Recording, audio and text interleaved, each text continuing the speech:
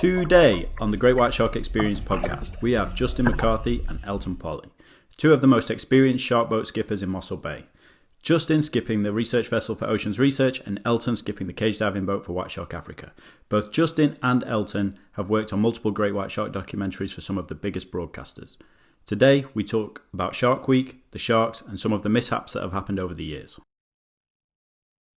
Welcome, guys. Elton, Polly, and Justin McCarthy. Thank you. Welcome to the podcast. The two Shark Week skippers responsible for some of the biggest Great White Shark shoots in the last few years since Oceans and Mossel Bay.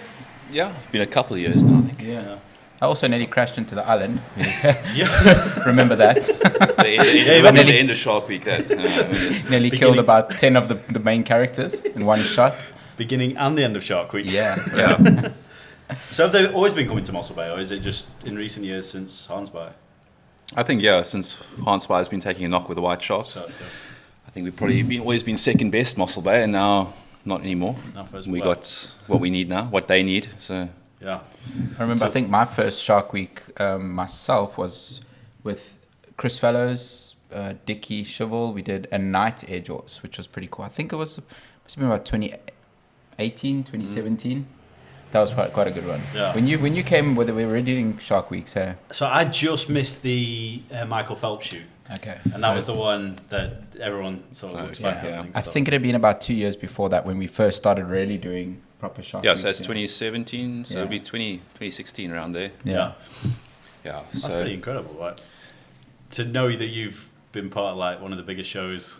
Behind the scenes mostly, might see a glimpse of us now and then on camera, but it's mostly just my hand on the steering wheel or something, or it's my ass crack when I'm trying to pick up the cage, or it's Chris Fellows shouting, "Alt, a smidgen to starboard." No, now here to port. And you want to say what's a smidgen? Yeah, and there's me like going around in circles, and then Chris is also one of those people that's like, "Can you get rid of the tanker in the background, but also I want to see the sunset, and I don't want that skyline. I want the light like this." So that's literally like I need to rearrange the landscape, the world as it is, to try and get that shot for him. But when you look at his pictures, you see why. So I think we should say, Chris, we love you. We both Chris, work we do with love you. This is nothing against you, but you are paid in the arse sometimes. I don't think he uses social media much. I think we're good. But I'm going to send him a link directly. We'll send him a link. No, but he's a good guy and he makes the Shark Weeks a lot of fun. Yeah. They all seem to be super good fun as well. Like Dick came through this year, and Andy and long hours, but good fun. Yeah. I mean, what was the one I worked?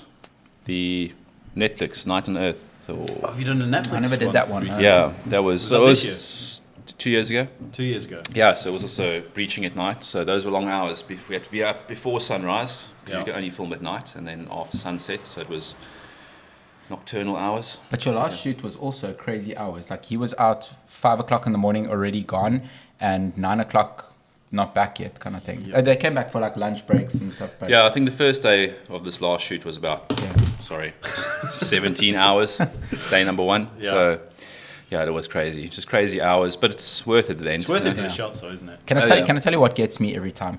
You see what we film and how everything happens, and then you see the end production, and you're like, how did they bridge the gap from what we did to what they produced? Like these guys, they earn their money. Those editors pull out magic, especially for I don't think we don't meet the editors. We just obviously cameraman, sound guy. Yeah.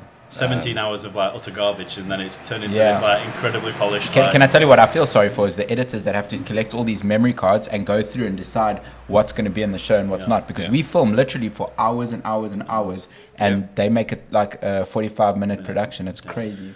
I'd say the first day of the last shoot now was 17 hours long, where probably 6 of those hours are actually filming, but they only use 1 hour out of 10 days. So it's crazy how much memory cards you go through, just churning them out. I do love watching Shark Week, and I love all the documentary stuff about it, but just seeing how much actually goes into making what gives you a new appreciation for it. It's like No, the funniest for me is when we film the reactions to breaches and stuff that hasn't happened afterwards. Or that hasn't even happened yet. And one more time, Chris. You know exactly what I'm talking about. But you touched on it before. You nearly ran into the into the island this year? Change the subject. I don't want to talk about this. Hold on.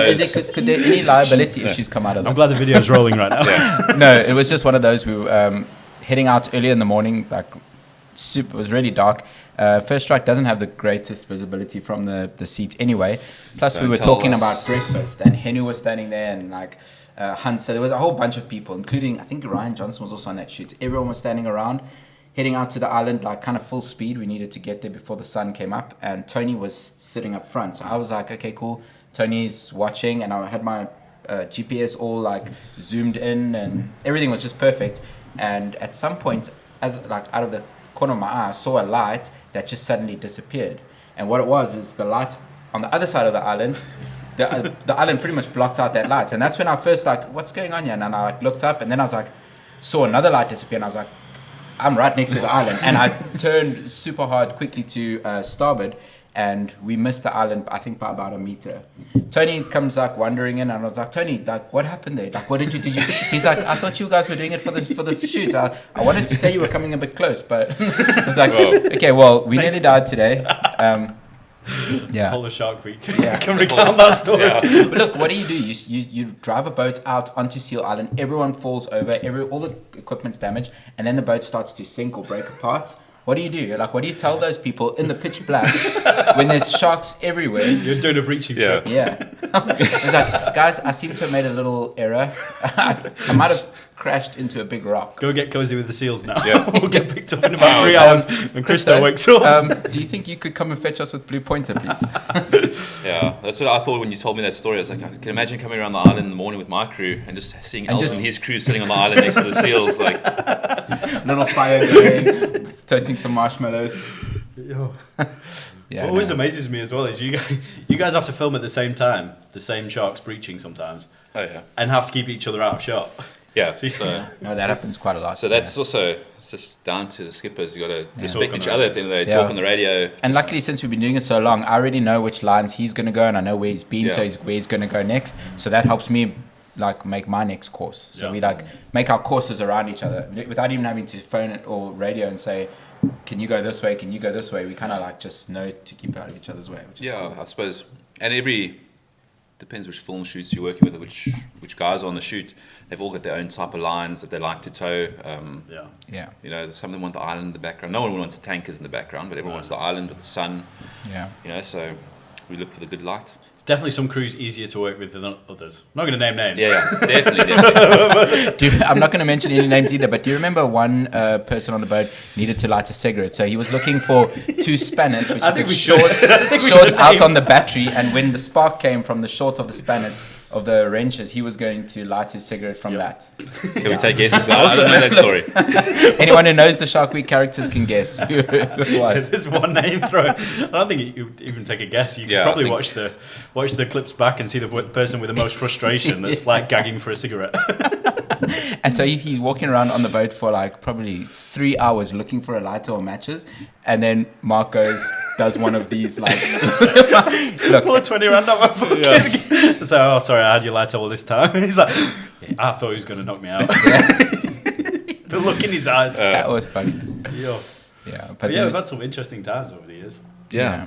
Especially with the interns as well. Just meeting new people, and I think a lot of the interns is like a dream of theirs to work on any Shark Week shoots. So you get to come down here and choose the right month. It's sort of a lucky draw, really. You never know when they're going to be here. You can't plan in advance, but it changes every year. Yeah, it changes every year. So I mean, we've had interns get on boats with like Shark, they're celebrities in the Shark Week circles. So look, for me, I love doing it. I love being out on Shark Week. It's a passion of mine, and I wouldn't change it. But doing it the same thing every day for like 2 weeks gets a bit monotonous. But you see these interns come, they've traveled all the way across the world to be here. They're meeting their legends, idols, basically, and they're so energetic and enthusiastic from start to finish. You just I think that gives you a bit of, like you say, you get tired after the first couple of days on those shoots. And I mean, when you see interns jump on board and they just got this like ball of energy, and it's like, it just makes you as a skipper also feel like, okay, maybe we should just should let's try a bit harder, you know. Should appreciate it. Yeah, let's appreciate it. Because look, let me tell you, the frustration I can imagine for the producers and stuff when the sharks are slow or they're not getting the shots that they need.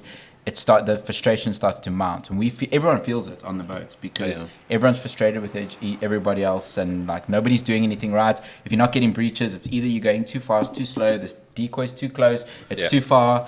Remember that one thing with Jeff? We like get to the island every time, and he's stop, and I was going to neutral, and I was like, nothing's happening. Okay, carry on. Now we carry on, and so the next after about an hour, he does it again, and eventually I'm expecting it. Every time we get to the island, the says, stop, nothing happens.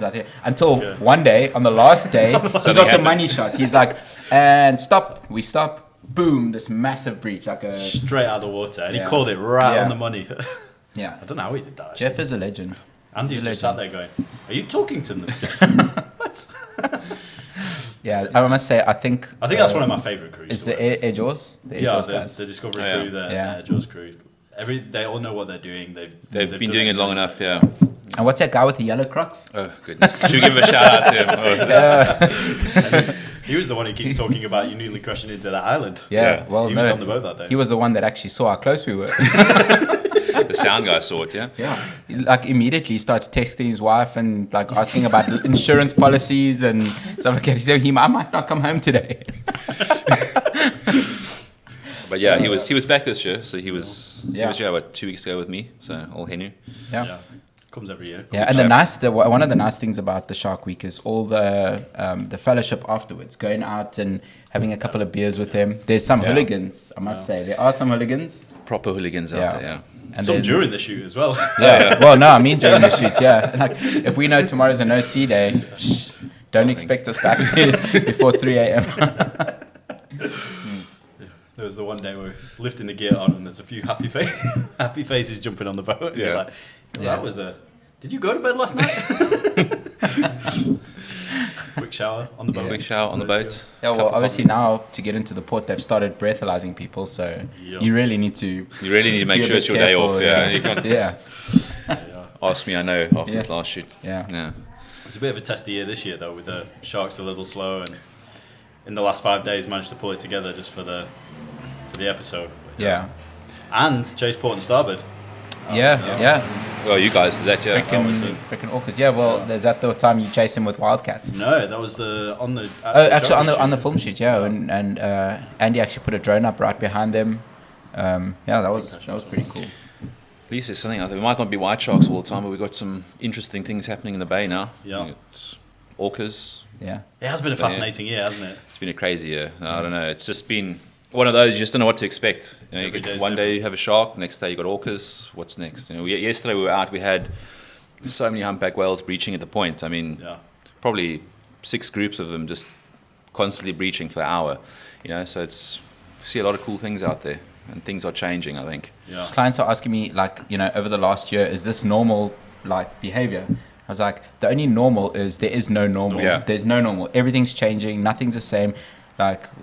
Having done this since 2008, 2009, all the patterns that you thought you knew and all the things, the months that they start, the months that they finish, it's all changed. It's all just out the window, and now it's it's anybody's guess now at the moment, I think. Yeah. It's like so you've been doing this since 2008.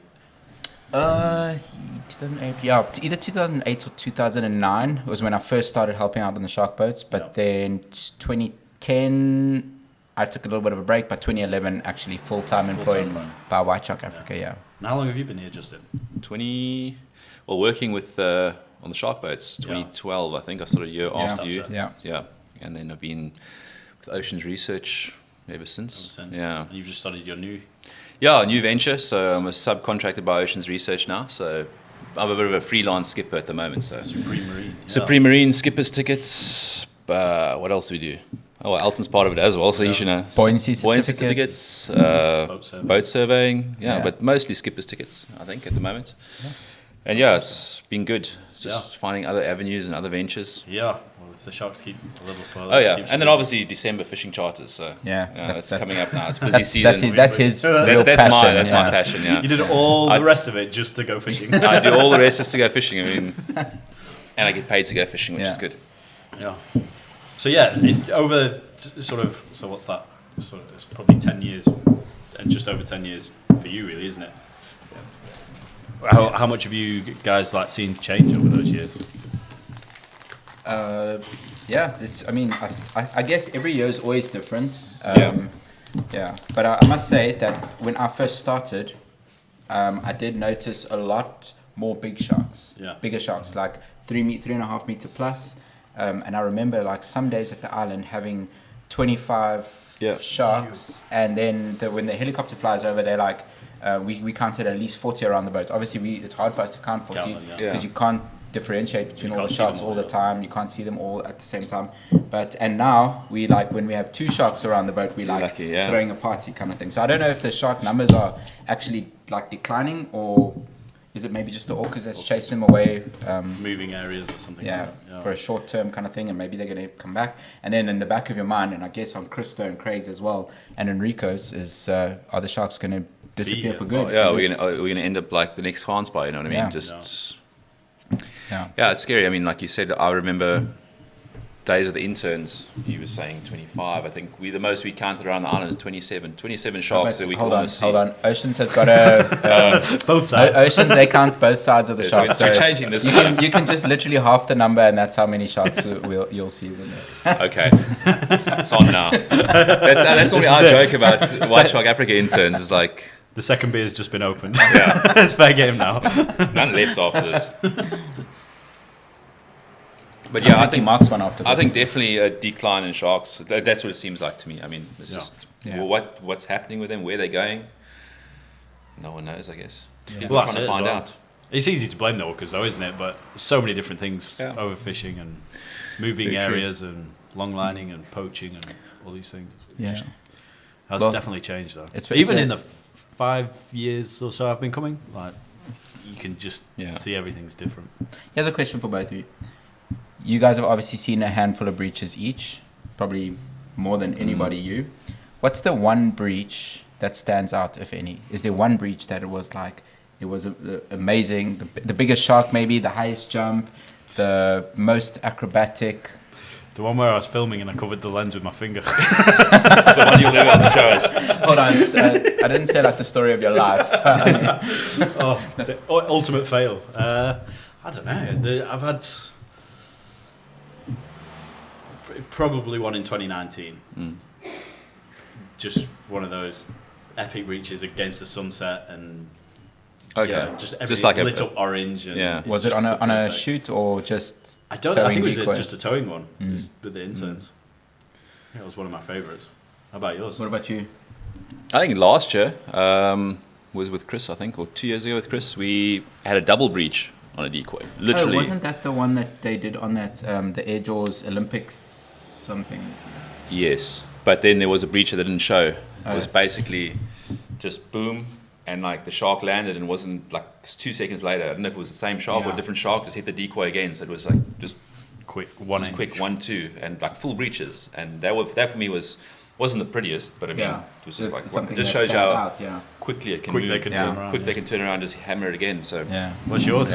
Well, for me, there's a couple that stand out. I really love the ones where the sharks seem to get a lot of hang time. They jump out and kind of get to the top of their breach, and then they still spin around slowly, and it's I don't know if it's my mind plays it in slow mo or if it actually happens in slow mo, but it's wow, and then it lands, and everyone just sits there just for a second, taking in what they've seen, and then all of a sudden it's but I think one of the most memorable is when we're pulling in the decoy, and the decoy gets right back to the boat. It's a meter or two away, and then the shark breaches, because there's always in one side it's wow, that was amazing, and the other side I might die if the shark lands on me. Kind of it's coming on the boat. Those are it's like a 50-50. Which way is it going to go? Lucky the sharks seem to know what they're doing, and they don't actually land on the boat. And then the one trip we had, I think we had 11 breaches, and we only stopped because we couldn't see them anymore. It got so dark, we could hear the sharks jumping out the water and then splashing back down, and just see big white splash, but it was too dark. We couldn't actually see the sharks. So was that on a film shoot? No, it was just with interns in we were using S-Team. I think it was 2014. 2014 or 2015. Yeah, it was just some random day in June that we decided to go out. It was just like popcorn, just going off. Just everywhere you looked, it was just sharks breaching.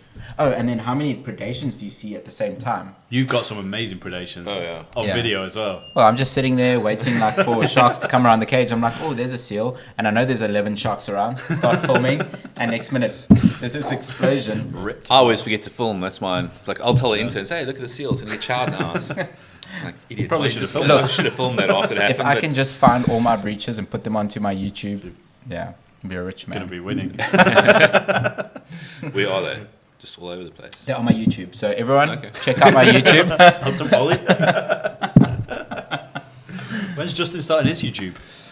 That's coming soon. Yeah. You got the drone. 2023. Yeah. Yeah. Got the drone. Just need a bit of practice with that. Yeah. No, you're doing well. That's doing well. I'll get some footage this December of my fishing. Fishing channel. Fishing channel. That's what I need. Marine fishing. I like the sound of that. Yeah. Wait, hold on. You're on something here. Okay. Marking and help next week. Set this thing up. Cool. It's done. Good job. Yeah, so that's like the Shark Week stuff, and. But the big question is, are they going to come back next year, Shark Week, with the sharks as they look now? You know, what's the thoughts? Well, how do you see the next 5 years panning out? I think it depends on what happens now. I guess within the next few months. Yeah. If the sharks come back and the Shark Week guys see it, but I don't think they're going to want to come here the way it's going now. Well, Penny was talking to me on the boat the other day, and he's like, Jeff doesn't know if he wants to come back because, well, obviously, you know, for anything to do with white sharks in this country, it's heavily regulated by permits, and it's really difficult to get permits. If you want to go and do a Shark Week episode, nobody really knows it, but you've got to go and say exactly what you want to do, what cameras you're going to be using, which crew's going to be there. The whole methodology of everything you plan has to be put through and get permits for. Yeah. And if you didn't say that you want to fly a drone, you're not allowed to fly a drone. Mm-hmm. And if you didn't say that you're going to put a camera on your decoy, you can't put a camera on your decoy. So it's that strictly regulated that Shark Week guys get you. And sometimes what they thought they were going to do doesn't quite work out. They want to change your game plan just a little bit, get the best possible show, and now all of a sudden you can't. Yeah. Or you just have to pay top dollar for it. And I don't think a lot of people understand how much money those permits actually cost. It's hundreds and thousands of rands. Just really. And even though it's very high budget stuff. Although the Shark Week stuff, it's high budget stuff. There is a lot of costs involved. Yeah. Well, boats, fuel, going out. Just think about just think about something small like the lunches that everybody eats every day. Yeah. That's a big expense. Yeah. Well, especially like me, I eat like you eat all the lunches. I eat 4 people's lunches on Shark Week. That's the thing. They all bring a cooler box, and then Elton's. They're all busy filming the sharks, and Elton's in the back taking biltong. They email me like 3 days before, and they're like, "Oh, listen, how many crews be on the boat so we can organize lunch?" I count myself as 3, Eric is 2, Alan is 3. There's 27 of us going to be from White Shark Africa. Can you please bring all of us lunch? That's a lot of fun, though. Yeah, all those small costs. Well, they're not actually small. If you think lunches, if they're here for a month, you add those all up. Yeah. Fuel, accommodation at the hotels. Yeah. Where do you think they go? Well, I mean, obviously they could go to like Australia or somewhere like that, but Guadalupe's closed now, isn't it? New Zealand. I know they've been spending a lot of time in New Zealand. Bird Island and Port Elizabeth. But the problem with Bird Island is that's the one that's so heavily regulated because it's managed by Cape Nature or something like that, and their permitting is even stricter. So, I know they did film there last year or the year before, Enrico and them. I just knew it was damn expensive. I think just flying the drone per day it was 20,000 rand. Just for them to allow and they had 5 days, 100 grand just to fly the drone. And then you're not even guaranteed you can fly that day. You get out there, the weather's shit like. Yeah. What do you do then? You had to pay for your permit before. Yeah. So just because you didn't get to fly it doesn't mean it's you didn't pay for it. Don't try and get an extra day afterwards. You've paid for 5 days. Those are the 5 days you got. Yeah. So, it's pretty hectic. It's mad as well. Yeah, considering if you don't get sharks for those 5 days, it's a big gamble, isn't it? I think it's just like, I just enjoy being the skipper. I don't have to worry about that stuff. I'm actually like saying, why am I complaining about all the hours and stuff? I don't have to worry about permits and anything. Just drive the boat. And we get fed, like you say. So that's good. I always feel bad though, because you guys are the ones that miss the breaches quite a lot of the time. Well, we always have our back to the breaches. Always facing forward. Don't get me wrong. I've seen my fair share. I can I don't think I can count them. There's too many. Yeah. Yeah, likewise. I think it's uncountable. Just good to be on the boat, isn't and it? you know what? You know what's funny about the Shark Week guys? They come here with these expensive decoys they've paid. How much did you charge them for those other decoys? Anyway, whatever the price was, don't. We're not talking about that. Yeah. Okay, whatever the price was that they pay for them, they put these things out and they get 0 breaches on. So we take an old wetsuit, we chop off just the leg, we tie up some, and then we throw it in, and like on the first toe, boom, breach. That's always funny for me. Yeah. I was like, oh, how much do you pay for that decoy? And it's insane amounts. Like I think they were talking this year. It was like $10,000-$20,000. Yeah. Like, it was For incredible decoys, amounts. Yeah. And have you pulled teeth out of your decoy before? Yeah. Actually, what was his name? Destination Unknown. What was Rumi? Oh yes. When Ali was here. Yeah. And normally the skipper gets a teeth. Oh, wasn't that what Devon? Yeah, Devon was here. Yeah. They took my teeth. They stole your teeth. Stole my teeth. You. I shall go and get it back Tony, one day. Tony was pulling in the decoy, and it was his birthday, and there was this huge breach, and I can't remember if. So anyway, I think Chris Fellows pulled out this massive, beautiful white shark tooth, and said to Tony, "Here, Tony, this is yours." I think. I'm speaking out of correction. Anyhow, somehow Tony ended up with the tooth that came out of it, and I thought to myself, it's Tony's birthday. This is actually the perfect surprise for him. Yeah. So Dickie Shivel comes over, and he's like, "Hey, bro, that's awesome. Can I see?" So Tony gives him the tooth to show him, and he like walks around showing everyone on the boat. Next thing, the tooth's gone. So Tony goes to him. He's like, "Where's the tooth?" He's like, "No, I'll give it to you later." And Tony's like, "Okay, cool." Never saw that tooth. Yeah. Oh my. Never saw that tooth. Dickie. So Tony will not make that mistake again. No, you never. Those things. What was Dickie? Gold dust. You put under lock and key. You put it in a safety deposit box. Exactly. Yeah. Yeah. Those natural ones. That tooth came out of a big shark. Something like what Blackall would have had. Yeah. I remember. Were you working the day I fell off the jet ski at the island? No. I'm sure you were. No. Who was? Maybe Ashley. Maybe Ashley, but Ashley might have been the skippers. That was a crazy day. I heard about it.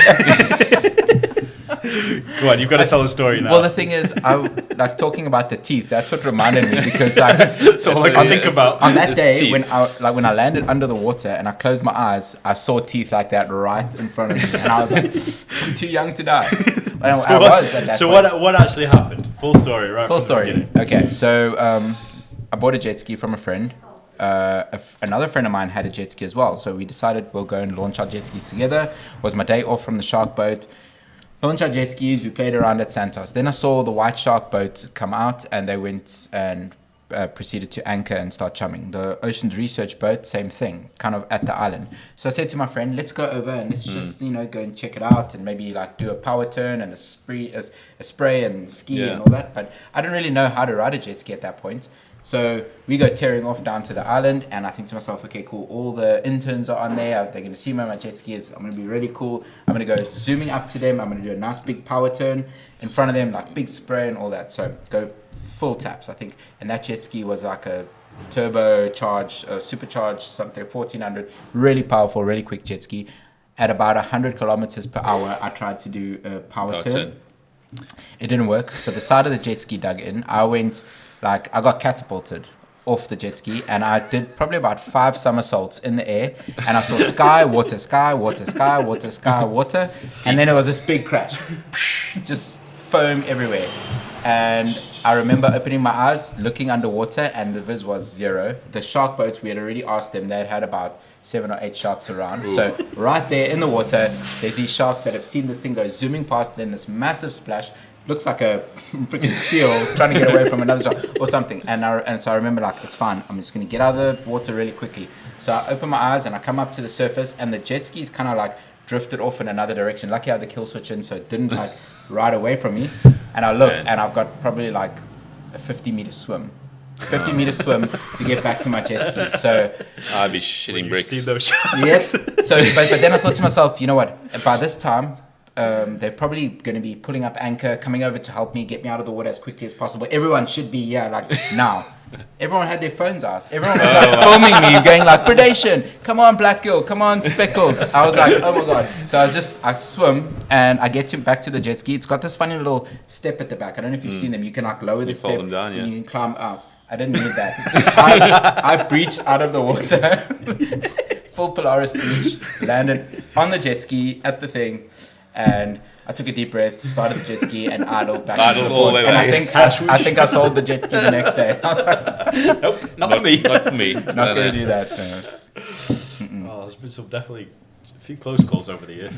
Yeah, well, when you guys picked up that swimmer at the island too. Oh yeah. I mean, that's it. I pulled my phone out because I just saw him coming. And don't know why I didn't help him, but anyway, you were the good Samaritan that day. I had no choice. I was an anchor. I was going to pull anchor. I said, let nature take its course. Survival of the fittest, all that kind of stuff. But the clients on the boats, they convinced me to go pick them up. And Craig as well. Yeah. He went in. Yeah. Oh, Craig went in off the back of the boat. Back. Yeah, that was a funny story. You were there that day. I wasn't, no, but I heard about that one. Yeah, Cacked you out the day before and then fell in. Yeah, so one of our interns fell off the boat, and so he like sends me this long voice note. Hey, Elton, you're not giving these interns this proper safety briefing. Why did the intern fall off? I was like, I wasn't even the skipper on that day. I have no idea. He's like, yeah, but you should be telling them, blah, blah, blah. This is, you must take the responsibility. So I was like, okay, so I'm sorry, Craig. I will definitely have a stern word with all the interns. Although I do, I'll be even more clear. Next day, we go out on a Shark Week shoot, and Craig unties the cage. He's like, hey, guys, are you guys ready? Can I put it in? So he grabs the cage, starts pushing it in, and somehow I just didn't let go. He recovered well because as he realized he was waist deep in water, he started climbing up the cage, and by the time the cage settled, he was sitting on top of the cage as if he meant to do it. I took my notepad out and I made notes. I was like, I'm going to be this guy one day. To this day, he still maintains the plan. Oh yeah, I was supposed to sit on the cage. What a shoot. Crazy. Yeah. That's been some awesome moments over the years. I haven't lost anyone yet in my interns. No. I remember the ice water challenge. Dylan Aryan pretended to throw ice on himself and then do a backward roll into the ocean but he was actually at Santos. At Santos. Was he? Okay. I wondered about that for a long time. Yeah, it was one of those fake it till you make it ones. Oh, we did have one intern. What was his name? What was the one when they broke the whole cage? There was that when the thing fell off. That was the bait handling station. Yeah, the station. You ripped him out by his hair. I think so.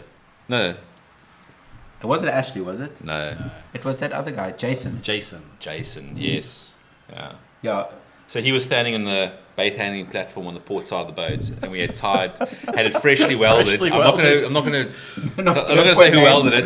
It wasn't me. And a shark came and grabbed the bait, and obviously pulled him with the whole bait station into the water. But I don't think he even got waist deep in. He was like, as soon as he started kicking, he just like levitated back into the boat. I think those claw marks are still on the side of the boat where he clawed his way out. We did sell that boat after that.